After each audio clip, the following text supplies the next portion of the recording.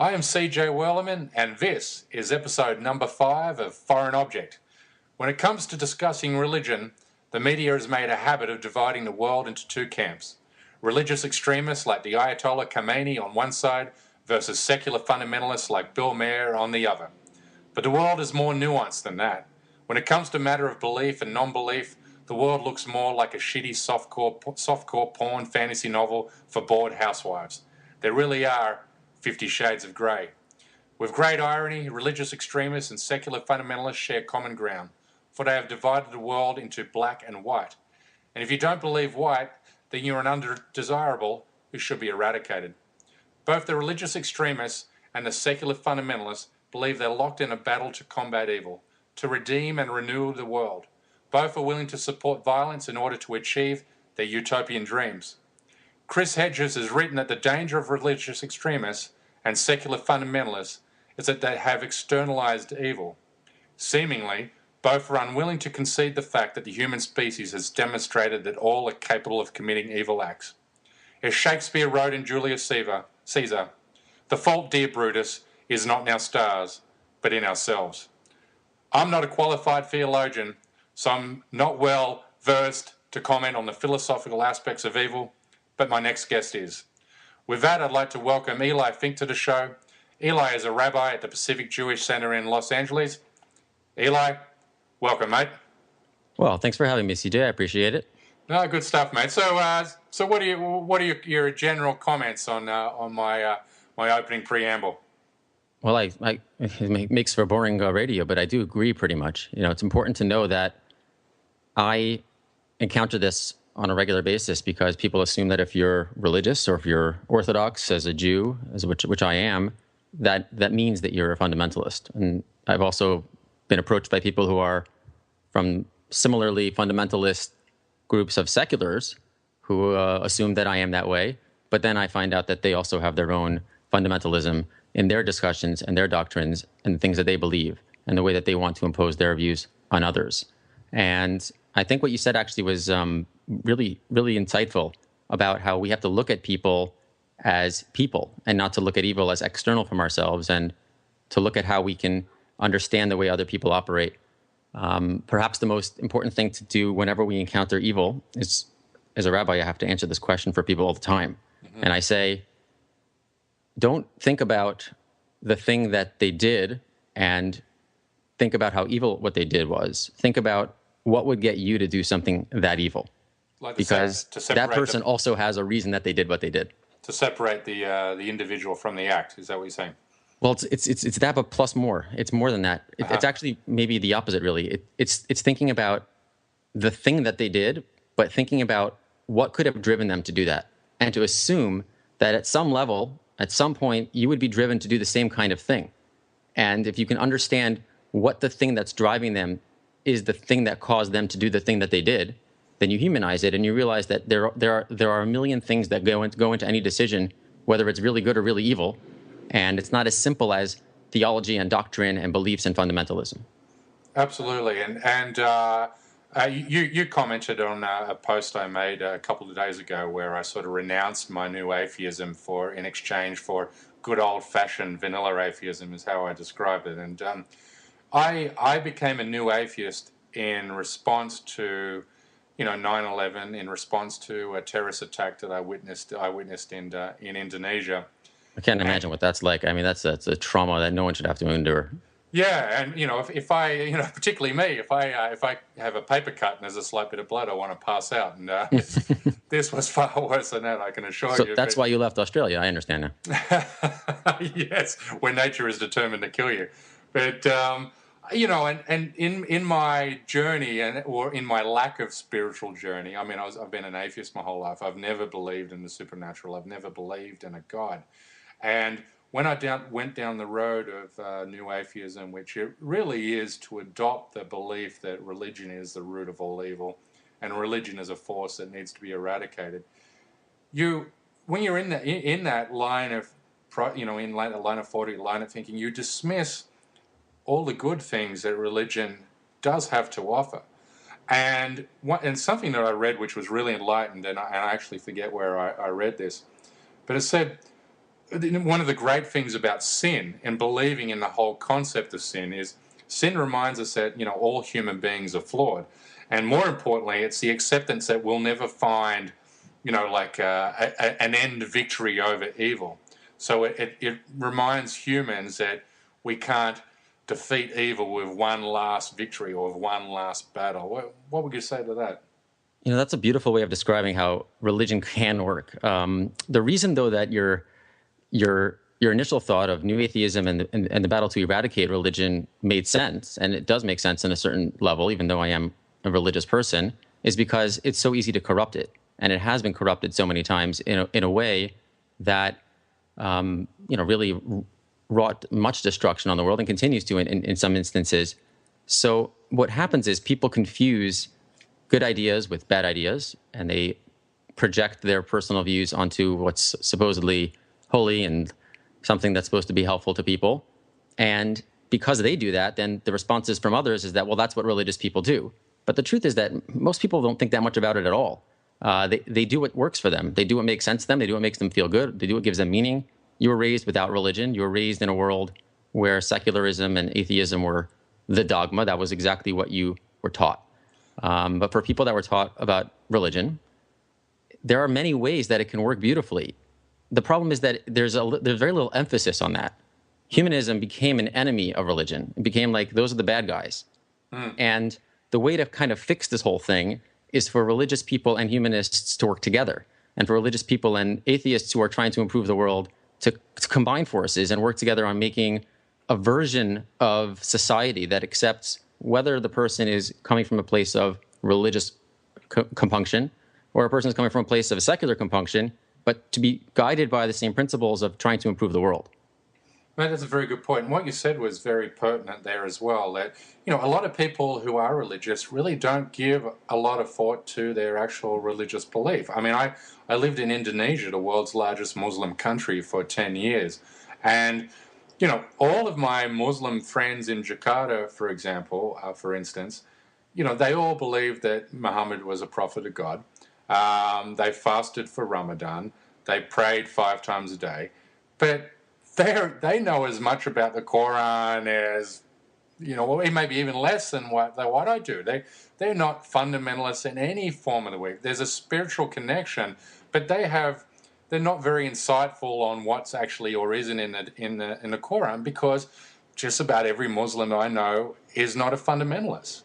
And out of all of my Christian friends, I only have 1 or 2 who I would describe as fundamentalists, but the problem the trap that new atheists like Sam Harris and Bill Maher and Richard Dawkins and their followers fall into is they try and paint all religious believers in the type of religion that we all despise, that we all hate, that fundamentalistic dogma.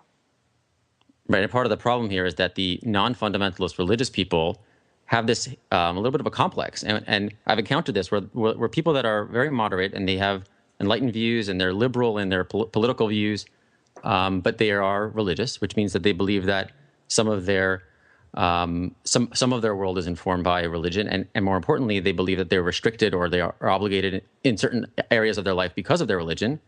They don't consider that they are not necessarily a compromised version of their religion. They actually can be considered the primary version of their religion, and the fundamentalist is the one who's using it as a crutch. But what happens is the moderates, they feel that they are the version of their religion that is corrupted or that is compromised, like the diet version, like diet Judaism or diet Christianity, as opposed to the real thing with the sugar and the calories and the carbs. and it has a very negative effect, because when you feel that your version of your religion is not as authentic as the outside version of the religion that is much more fundamentalist, then you project it on them and they project it back on you, and it becomes this narrative that gets repeated over and over again. And one of the things that I teach the people that I work with in Judaism is that there's a version of orthodoxy, which is orthodoxy is as the word really is translated. I mean, as it's interpreted, orthodoxy is a version of a religion that means that what I believe is that it's not really that much changing, but there are areas in which it does change. And more importantly, those who are the ones who say that it's never changing and it must be exactly the way it was, they are the corrupters. And the moderate version is the one that is the authentic version. And that we should take that crown and champion it as our cause, instead of allowing the narrative of what religion is supposed to be determined by the fundamentalists. Well, and with great irony, I guess the secular fundamentalists, they interpret religious dogma and text in the same way a religious extremist would. And then, somewhere in the middle, moderate voices are lost or not accepted or even heard. Right. Well, that's the problem with all fundamentalism, really, is that it takes a version of extremism and institutionalizes that, and it makes that the version. It's especially egregious in some religions more than others. For example, in Judaism, and really any religion that kind of bases itself off the Bible and the Old Testament. I mean, you did a great job poking fun at some of the problems in the text and the humorous parts of how crazy some of the things that it says in the book are in your book. Mm-hmm. But on the other hand, it also implies that if this book is the religious text of all these religious groups, and it's impossible to believe that it means all the things that it says in a literal sense, and it really is, then it means that it's open to interpretation. And if it's open to interpretation, then we have to acknowledge that interpretation is valid.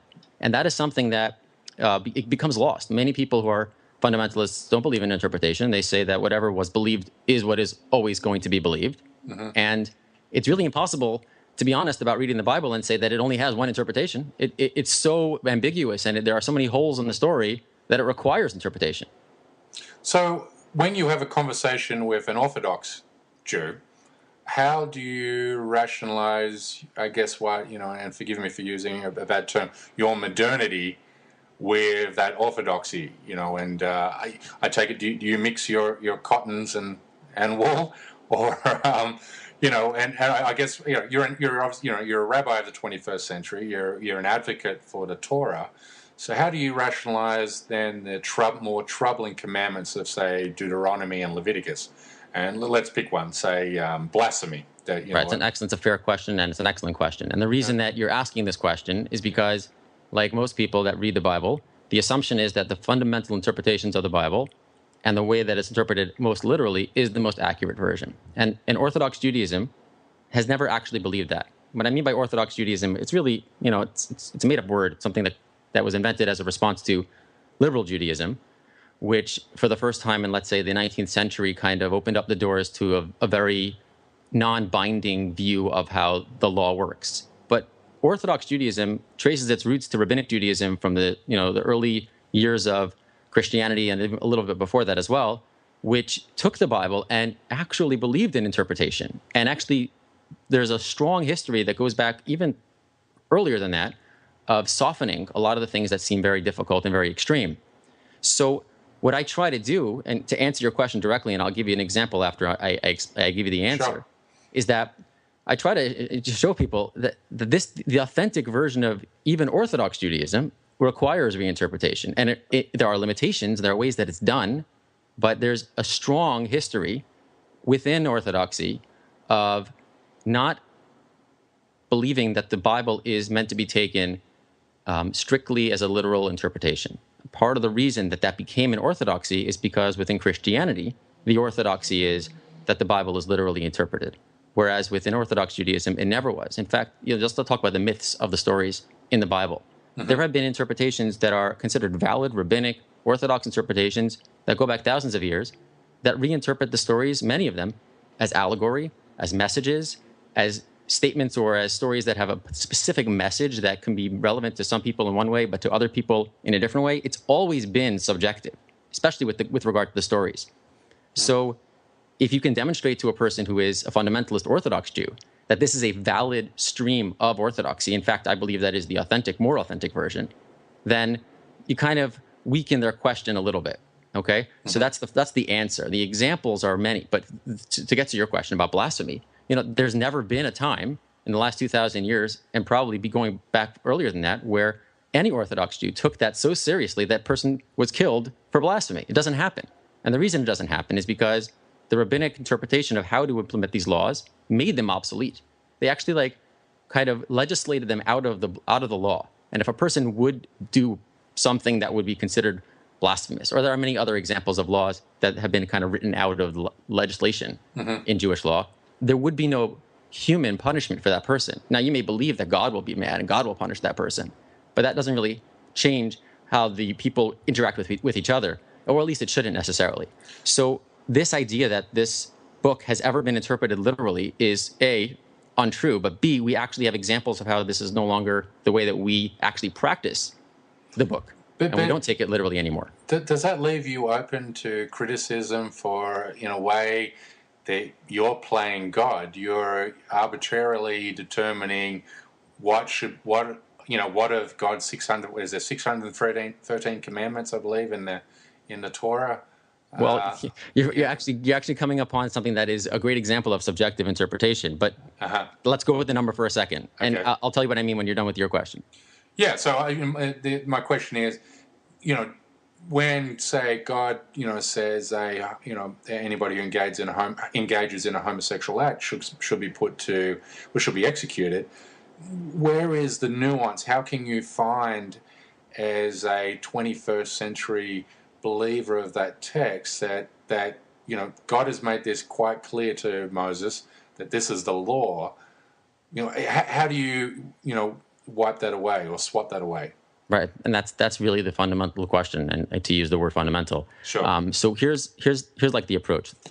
Everybody can deal with things their own way, but when it comes to practice, which is what really matters, right? Thoughts are harmful. They can hurt people. They are sometimes really problematic, but they're still thoughts. They're still ideas, and ideas don't actually cause people to die. Mm-hmm. Nobody's put to death because somebody thinks something about them. So the question is practice, right? So when was the last time a Jewish person executed another Jewish person because of homosexuality, let's say, or any other capital offense? And the answer is it hasn't been in recorded history, so probably not in the last 2,500 years at least. Mm-hmm. And the reason for this is because, like I said earlier, there's this tradition of rabbinic reinterpretation that softens the blow.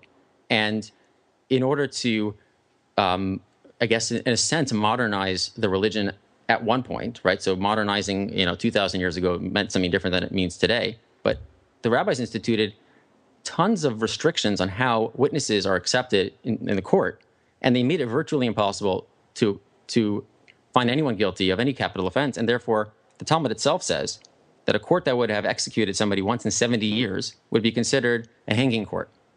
And that spirit of reinterpretation, to not follow through on the most harshest and most unforgiving rules in the Bible, is something that we've always done. So the first part of the answer is that we actually may believe that this is wrong or whatever, but we don't actually do anything about it. It's a very passive wrong. That's first of all. Mm-hmm. And it's true that there is technically a Jewish state, but even that Jewish state is not a religious Jewish state. The religious authority has some place within the politics of the country, but the country does not have laws that are prescribed by the Bible. It has its own secular laws that are the same as every other democracy in general. But because we don't actually practice these laws as they are written, it changes the perspective. Whereas we don't actually believe that somebody that does that today should be put to death in practice. Now, that only solves half the problem. The other half of the problem is, you're practicing a religion that seems to say things that are really hurtful to people, or that doesn't acknowledge certain scientific accepted realities and things that modern people do believe in, are understanding of. And for that, each person has to have their own approach, right? So some people will contextualize the prohibition. They'll say, well, this was something that was said at a time that this made sense, and today it doesn't. And if God hates me for it, well, I'll deal with it then, right? That's one approach. Mm-hmm. Another approach that's something that I'm more fond of is that there is also a separate exemption that exists within legal Judaism, and that is that a person is not responsible for something that is out of their control. So the classic example is like, if I'm walking on the street and I slip on something, and when I slip on something, I run into a cat, and the cat screams, and the screaming cat makes somebody jump, and that person jumps, and they fall in front of a car, and the car runs them over. I'm not responsible for that, right? It was not something I could have prevented. If I have no way of preventing something, I'm not responsible. Or if I'm a custodian of an object, this is like a Talmudic version of it, right? If I'm a custodian of an object, somebody gives something to watch, and a hurricane comes in and just destroys the whole house and everything inside of it, and the thing that I was watching gets destroyed, I'm not responsible. I couldn't have prevented it. So that's this principle that exists in legal Judaism. And some rabbis have said that because this principle exists, that builds into the system that if somebody has no physical choice about what their preferences are in terms of sexuality, especially, then we cannot hold them responsible for them by Jewish law, because there is an exemption for things that are outside your own control. So there are within the system ways of kind of working around some of the more difficult commandments, but it takes effort and it takes work. And that gets back to what you said earlier, is that most people don't even spend the time or energy in really getting into the doctrine and the laws and the philosophies and the rules of their religion. They just kind of live the life that they're given. And that kind of breeds a kind of dumbing down of the religion, but also an ignorance. And we all know what happens in ignorance. Ignorance breeds fundamentalism, because when people don't have the tools to understand things on a more nuanced and a more sophisticated way, they're drawn towards the simplicity because that's where their minds are normally at. And therefore, the general goal, right? So I just gave you these like specific things about like how we treat a law, we don't really punish people, and how we like can work around it with like legalistic kinds of loopholes. But in general, there is value in struggling with these things that we have, right? There's, as you would agree, and as any real person would agree, life is full of struggles. We have to encounter ourselves and kind of have this conversation with ourselves about what's right and what's what we want, and that's life. Yeah. So exactly. I believe that religion should have the same struggles as the rest of life. Yeah, and this is what I guess a lot of upwardly middle class new atheists, which is if you're gonna pick a demographic, that's where they fall into, a dismissive of religion, or they don't really understand, or when I say religion, fundamentalist religion, because as you said, religious fundamentalism is not only rooted in ignorance, it's also rooted in despair. And when you have nothing left to cling on to, that's what you'll reach back for. Is a very strict interpretation of your religious faith. Now, so how do you look at someone, say a Hasidic Jew? What's your feelings towards that? Do you believe that they're do you look upon a Hasidic Jew in much the same way, say a wine and cracker Sunday Christian would look upon an Amish? It's a fair question. To be honest, I don't know how the typical wine and cracker Christian looks at the Amish. I'm not even sure that they even think about them. But within our what happens to us is very ironic. The people that are most insular, and they live on their own terms, their own world, they have very little to do with the outside, and they specifically design their communities in this way, are Hasidic Jews. And yet they become like the face of Orthodox Judaism because they look different and they look interesting, and there's something about them that draws people towards this caricature of the Jew. When in truth, they're the people who have the least amount of connection to the outside world. So the outside world, and I say outside, I mean from the inside looking out, from the inside of Judaism, Orthodox Judaism. So like this portrait of the Jew becomes the Hasidic Jew. But for the average Orthodox Jew, they only think about the Hasidic Jew if they're not Hasidic themselves. If they're in the news, which is usually bad news, if they're in the news for good things, if they have a relative, if they have a friend, it's not like part of our world. They actually isolated themselves. They live this on their own little island, generally.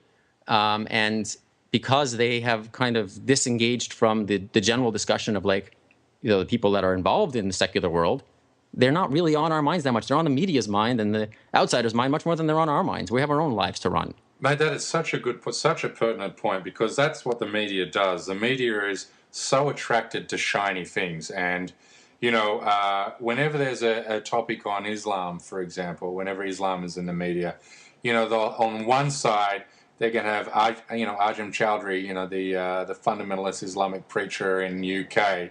He's like their favorite guy. Yeah, he's their favorite guy, and the media likes to present this is what Muslims are like.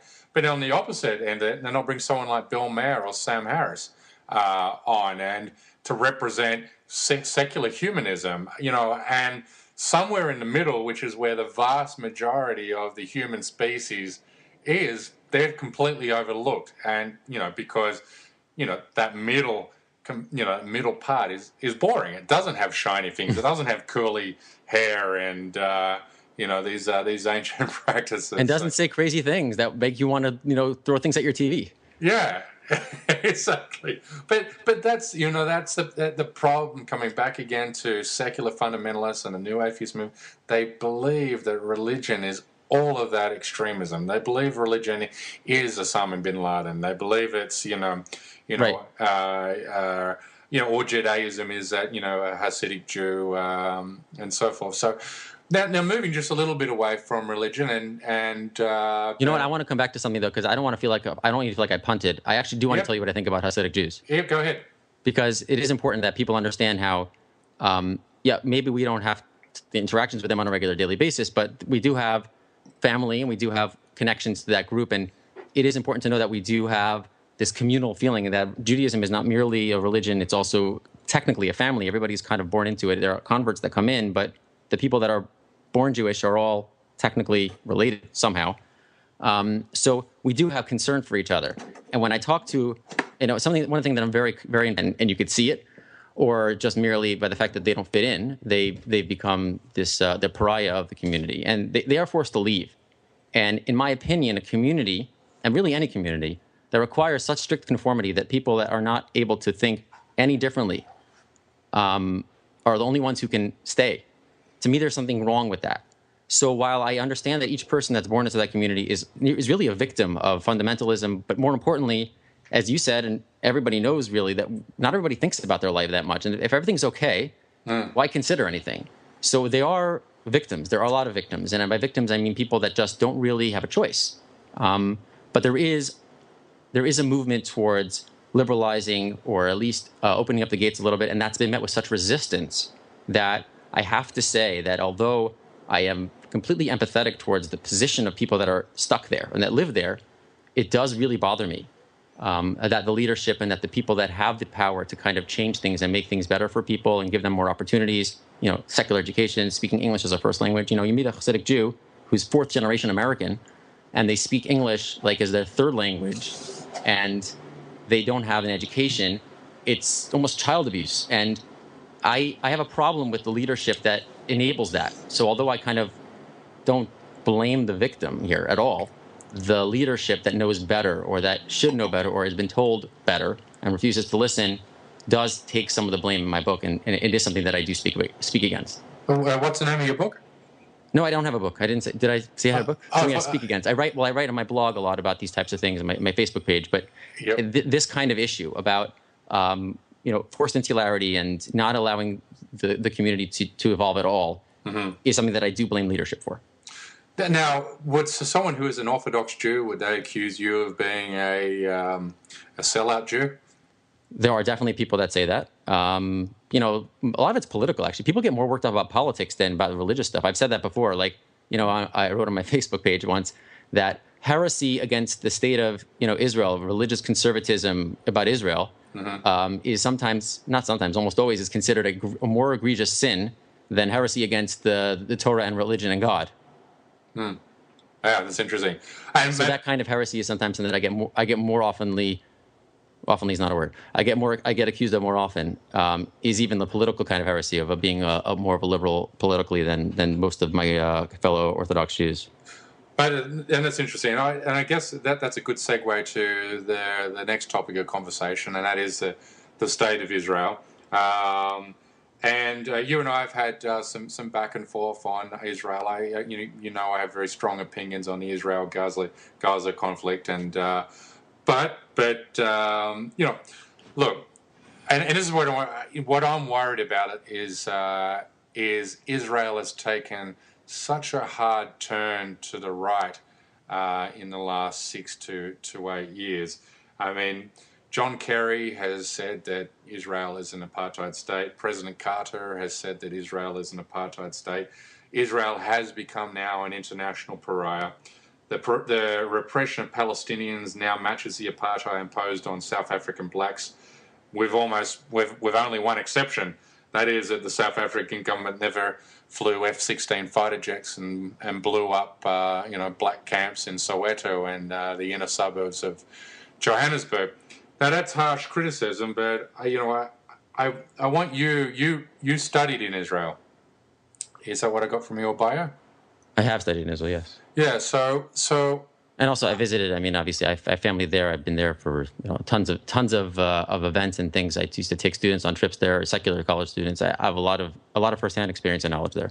well, and mate, you're a reasonable, rational, fair-minded guy, and that's what I've got from our back and forths on Twitter, and that's what I've certainly got from our conversation thus far. Are you concerned by how far the nationalistic overtures, the blatant racism of what is, a complete hijacking of the Israeli parliament by these right-wing ideologues? So there's a lot. You asked a lot of things, so I have to kind of backtrack a bit. Sure, take your time. Well, let's. And I just want to start with one thing that I think is important. I'm not going to call it a correction because it might be a matter of perception or opinion. But when you said that John Kerry called it an apartheid state, this language that was used, he actually was using it in an if-then scenario. If you do X, then it would be legitimately called an apartheid state. And a lot of the kind of right-wing, conservative, fundamentalist, Zionist types in Israel, jumped on this bandwagon of Kerry saying that it's an apartheid state. And then similarly, people that are critics of Israel said, you see, even John Kerry says it's an apartheid state. But he explained, and it was kind of obvious from the context, that what he was saying was, if Israel does X, then I'm concerned that it will be an apartheid state. Now, it might be anyway, but, and I say might because I think it's open to interpretation, but John Kerry himself, at this point, at least in his public statements, does not actually believe that right now it is. Now, Jim Carter does, President Carter does, and many other people that I think are worthy of respect and of thinking about their opinions seriously and critically. So I want to step back just for a second about that and just say that I think that it's important to know who says what and accurately, because although it's a fallacious argument to say that because somebody says X, then therefore it must be true, and I'm not saying that at all. Sure. It is important to know who is saying what. And in this issue, it's not yet been settled that the mainstream, even American, even Democrats, and even the people that are very much to the left, even if they have criticism and harsh criticism for Israel, this issue of what we would call apartheid is not as settled. So that was the first thing I wanted to say. The answer to your question, though, is... So Condoleezza Rice almost went there without mentioning the apartheid word, but she equivocated it with being the equivalent of the Jim Crow era South. Yeah, and that's also something that I think is a fair statement if you look at it from some perspective. And it's important, though, because I know that we all agree with this, that language has such meaning to people.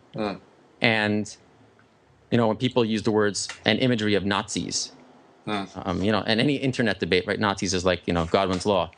And, it's just like, it's offensive. Like, you don't want to minimize the harm that was caused to people that were subjected to the atrocities of the Nazis by saying everything is like the Nazis. And you also don't want to minimize the harms that were caused to the black community in the South, especially during Jim Crow. And you don't want to minimize what happened in South Africa. They all have their own flavor, their own explanations, their own background, and their own resolutions, or at least process of resolutions. So I think it's good to try and actually identify what actually is happening, as opposed to saying it's like X, and therefore X was that, so therefore we have to think about it in that way. But the real answer to like what you raised is like, well, as a reasonable, rational person, how do you deal with this? And the answer is it's very difficult. And what happens is I end up kind of like defending against the crazy extremist position of the anti-Israel person. And, that's some of our interaction was through that kind of medium.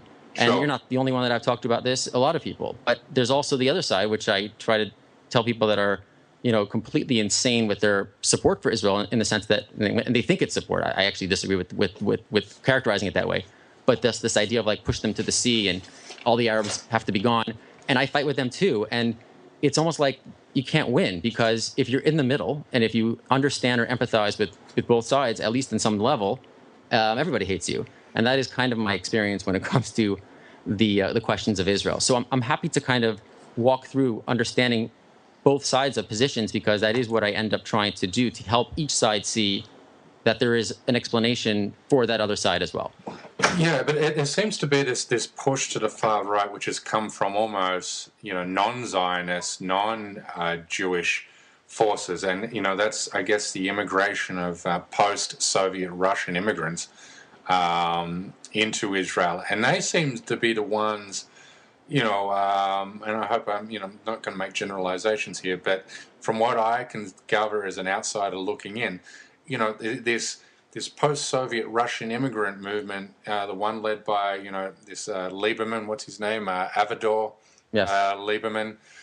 He seems to represent this ugly, uber nationalistic, very racist, championing Zionist causes for people, these Russian immigrants, who really have no attachment to the Jewish identity. Is that kind of a fair assessment? Well, it's so complicated. America has this problem of like having this very two-party system of politics, and you have Republicans and Democrats, and you can kind of like figure out what a person is just by like, looking at how they identify with most issues. Israel is like, a bunch of parties, and they form coalitions. And when they do that, they have to sometimes really manipulate and maneuver their way through like very compromised positions. And what happens is you have people that will take extremist positions and they believe them. And then they end up in the government and they have to kind of moderate their positions. But then when they get upset, they kind of, blow up once again. And yeah, there are people that believe that. There are people that have a very fundamentalist view of Zionism in Israel, and they view it as this almost messianic fervor that requires Jews to adopt this state, and that the eventual liberation of the Jewish people, the emancipation of the Jewish people, which began with the process that happened after the Holocaust, but and goes back historically for thousands of years of this diaspora of the Jewish people. They believe that it's necessary for the Jewish people to occupy and take over the land of Israel, and anybody who stands in their way is going to suffer the consequences. But that's a small view, and people sometimes. I would argue that's the mainstream view now in Israel. So let's go back to what we talked about earlier about how fundamentalists get the screen time, right? I mean, yeah, but these fundamentalists are the ones who occupy the parliament. Right. So the truth is that the government now is skewed towards in that direction. But on the other hand, there are a lot of leftists in Israel. Like, it's a very liberal country in almost every way possible, and it's run that way in almost every other way. But the leftist liberal voices, that Central Coast occupying, liberal, Israeli, has almost been silenced, I believe, in any debate when it comes to the discussion of dealing with the Palestinians. And that's a result of what happened over the summer, really, because people that felt that the problems that happened in the summer were a direct consequence of Israeli behavior, and were preventable by being more liberal, kind of had to shut up because they were silenced. And so it's a fairly recent development in this respect, particularly, and that's a very big problem. And the thing, though, that's good here, and this is what's important, is that it is a democracy, and there will be elections, and there will be a pushback, and the country can change its position as a whole at any time because it is a democracy, and there are voices that are trying to speak up on the other side. It's actually an ironic kind of twist of fate here, but just last week, the Israeli parliament passed a law that banned specific kinds of newspapers, which seems like a censorship kind of thing. They said you can't have a newspaper that is has a readership higher than a certain threshold if it's given out for free. And this is basically the Sheldon Adelson law, because it really is. He owns a newspaper, and it's basically a Netanyahu mouthpiece. Hey, I had no idea he owned a newspaper in Israel. That's news. Yeah, it's called Israel Hayom, which means Israel Today, and they promote the Netanyahu, the Bibi agenda, and without criticism, and they criticize everybody else, and it's literally a propaganda paper, and it's given out for free, and therefore people read it because you can just pick it up anywhere. You don't got to pay for it, no subscription at all. And the government felt this is unfair because it's creating an environment where one political party can control the public discourse purely because they have a lot of money. And in America, it's very offensive. Like, you can't silence people just because they have one particular view and they have a lot of money. But in Israel, they're trying to create balance in the community. And is that true? Because Netanyahu's objective is create, he's part of this coalition that wants to form, a one-party rule. There seems to be this push to, that's it, we just want one party, and this is a very nationalistic, right-wing party. And even if that's true, right? Let's say he does, and let's say he has allies, and there are people that want to do that. The thing in a democracy is that you have pushback from the other side. And even when we had George Bush in our country, cowboying up and like going out to war on his horse, and really excited about this, we're going to vanquish the evil Saddam Hussein and destroy the Taliban and basically decimate countries and innocent people will die. What happened as a result of that is we had pushback, and Democrats took back the House. They took back the Senate. We elected a Democrat as our president. And that's what happens in a democracy. There's going to be pushback, and there is pushback. Of course there's pushback.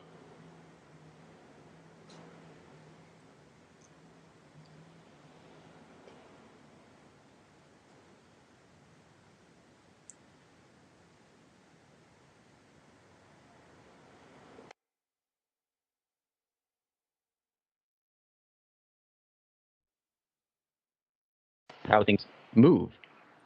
And of course, when things move in a certain direction, am I losing you? Yeah, mate, I did lose you, but I've got you now. All right, so let me go back for a second. So let me just say that in a democracy, you're going to have points in history where some extremism can take hold and can become more popular, but you'll also have people that will push back against that, and that's what's happening in Israel, and that's what happens in Israel all the time. Now, that's not to say that there are not problems that need to be dealt with and should be discussed and should be really analyzed, but I think it's short-sighted to say that because the direction is that right now, that means that it's going to stay that way. Well, okay. I hope it doesn't stay that way, but everything seems to suggest that Israel is on an irreversible path to completely eliminate the Arab people, the Palestinians. If you look at the erection of the wall, 80% of that wall cuts into Palestinian territory, and as much as 20 kilometers. This wall now stretches, when it's fully completed, 703 miles around the West Bank. And, in many, Palestinian villages, one village is separated from another village, and this wall now contains 50% of the West Bank. It seems clear to even the Israeli press. These are not, my opinions, per se. These are the opinions of many in the Israeli press, that the strategy of Netanyahu, the strategy of this ultra right-wing Likud party, is to take land, keep taking land, keep talking about Iran as a distraction, and while and under the cover of the proposed Iranian bomb. By the time that the world's attention is turned back to the question of what to do with the Palestinian or a two-state solution, well, there's going to be no land left to argue over. Right. So again, there are a lot of reasons to oppose many of the policies. So one thing that is something that is very clear is that many Israelis oppose this wall, and there are Israeli organizations that oppose this wall, and citizens of Israel and parliament members of Israel that oppose this wall and oppose a lot of the tactics that are used, and oppose a lot of the building of settlements, and oppose a lot of the things that actually really annoy people that are hoping for peace. And that's true, and that's all correct. The question becomes, first of all, there's two things left. One is, well, what is their justification? Why are they doing this? Is it purely as a land grab, or is there some possible justification that explains it? And the second thing is, okay, so now what? What are you going to do now? And I think that we have to actually address both questions, at least superficially. And the truth is that as terrible as the wall is, and as much as it bothers me, and I hate to look at it, and I hate to see it, and it hurts me when I see it, it has actually protected Israelis. And people that come onto the scene of this issue recently, and it's fair to do that. No one has an obligation to follow this for the last 100 years or so. But just a mere 10 to 12 years ago, there were suicide bombings happening on a regular basis in Israel. And their justification internally was, we need to protect our citizens. And that is why they built it. At least that's how it got built, by a coalition of people that are not all interested in a land grab. Now, the implementation and the perception and the practical consequence of building it may all fall into these very nefarious tactics and usages of the wall that are probably very immoral and wrong. But in the end, we also have to think about the safety of the people of Israel. And it's probably not the best way to ensure the safety of people is to like build a wall, because you're basically ensuring that the people that are on the other side of that wall will want to hurt you. But on the other hand, it was a quick way of solving an actual problem that was occurring in the early 2000s. And that was something that happened. It was a consistent fear that there were going to be suicide bombers, and it actually worked. There haven't really been suicide attacks since the wall was built. Now, we can also talk about the consequences, right? So now we have this wall, and you have people that are really upset about it, and you have Palestinians that feel that they are victims of apartheid, and there's an oppression against them, and it's justified that they feel that way. The same way it was justified for Israelis to say we need to build a wall to protect ourselves, it's justified for Palestinians to say that we feel that we're being oppressed, we feel like we're being locked in, we feel like our land's being taken away, and we feel all those terrible emotions that are very real. And I've talked with Palestinians, I've met with people that are from there, that have grown up there, that have family there, and their feelings are real, they're legitimate. You can't dismiss them and just say, well, you're wrong historically, or you're wrong politically. It doesn't help. And therefore, what I believe is has to happen is that there has to be some sort of way of working together. It's just not, and you can't just rely on leadership. You can't have Abbas and Netanyahu working together. They have nothing to live for. They're in their older years. They have preconceived ideas. You have to get the people of the state, the actual people, to work together, and it happens much more than people on the outside think. But I guess the problem is working together. That's an interesting thing because Dean Obadiah, who's a stand-up comic, he's also a columnist for the Daily Beast, and he comes from Palestinian heritage, and he made a really salient and what I thought was an interesting point. And he said his parents, growing up in the the 50s and the 60s and the 70s in Israel. Israelis knew Palestinians. Israelis would go into the West Bank or Gaza to have their car fixed because that's where the cheap labor was, for example. So they had the car fixed. So they knew a mechanic. They knew a Palestinian mechanic. They knew a Palestinian carpenter and so forth. But now with, so much segregation that, what is it now, 60% of the Israeli population now has never even met an Arab. And there was a 2010 poll taken, and I believe it was for the Center for the Struggle Against Racism, and it revealed that 68% of Israeli Jews would even refuse to live in the same building as an Arab. So it seems to be, this trend towards, hyper-nationalistic and very hyper, racist attitudes which have been bred through indoctrination, in the last several years. And I guess that's where my chief concern is. And I agree with you, and that's why exactly why I was saying earlier that we have to understand that they started doing this because they thought that they had to, and the problem is it maybe worked short term, but it actually creates greater problems long term because 50 years ago or 40 years ago or 30 years ago they may have been suffering and there may have been issues where Israelis were subject to Palestinian attack, but there was much more cross pollination between the communities and people had social ties across ethnic lines, and that creates at least the opportunity for discussion and peace. And when you don't have that, when all you have is people that are living on opposite sides of a wall and they are breeding hatred because, like we spoke about in the first part of our discussion about ignorance, that's what it is. And that's the worst possible way to go about this. So if you're going to have this wall, and if they have to figure out a counterbalance to it to integrate people to work together. And it's possible. It can be done, and it is being done in some places. For example, this summer I helped for a couple of days at this place called Seeds of Peace, which is camp in Maine, and they bring, they bring kids from, and these are the top of their class kids. Like these are kids that have to apply to, they have to get approved by the people that have the final say on who goes. And these are Israeli kids. There's Palestinian kids, Egyptians, Saudis, maybe not Saudis, Pakistani, Afghani, Jordanians. Kids from that region, and they become friends. And they have issues. They have problems. They have things that they have to discuss and things that they disagree upon, but they're able to forge relationships. And that's really the secret. You have to start with that. And absolutely. Say it again? I said absolutely. Right. And that's the problem that I have. The problem I have is that if you're going to build a wall, and if you're going to do something that is going to cause a negative consequence on the other side, you have to have a counterbalance. You have to figure out how we're going to solve the problem that this is going to create. Every time you make an ad hoc solution, you're going to create a different problem. And in this case, it's created a very severe problem.